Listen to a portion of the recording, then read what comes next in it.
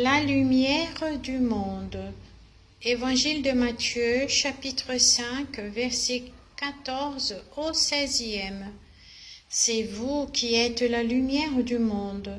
Une ville située sur une montagne ne peut être cachée.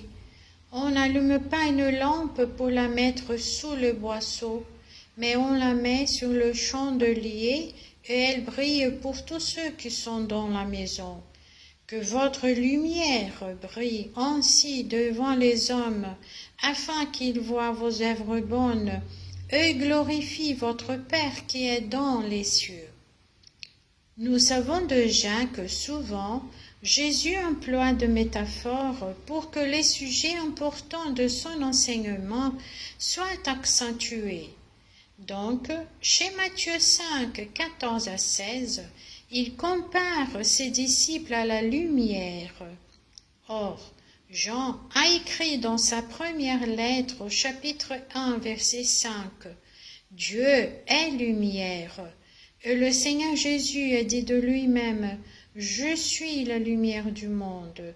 Jean 8, 12, chapitre 9, verset 5. Voici que l'identité du croyant ressemble donc à celle de Dieu et de son Fils Jésus-Christ, dont l'essence qu'il est une lumière. C'est un privilège qui contient une responsabilité. Faire le bien, être bienfaisant, avoir de bonnes actions, de bonnes œuvres, avoir le caractère de Jésus, c'est le rayonnement de la lumière des disciples du Christ. C'est comme ça que les hommes verront cette lumière et constateront qu'elle vient de celle de Dieu.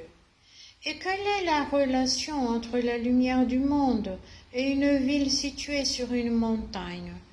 Pour répondre à cette question, il faut savoir que ceux qui écoutaient Jésus étaient de Juifs qui tout de suite ont compris qu'il s'agissait de la ville de Jérusalem, bâtie sur une colline.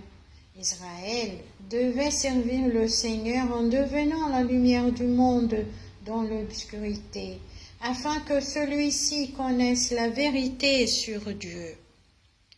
Aujourd'hui, l'Église doit être une lumière pour les nations. Jésus a comparé l'Église à une ville dont la lumière est le reflet de la gloire de Dieu. Chacun de ses membres doit donc rayonner et pour cela, la vieille nature pécheresse doit être brisée en appliquant la croix à sa vie. Ainsi, la lumière de Dieu rayonnera librement des croyants pour chasser les ténèbres de ce monde.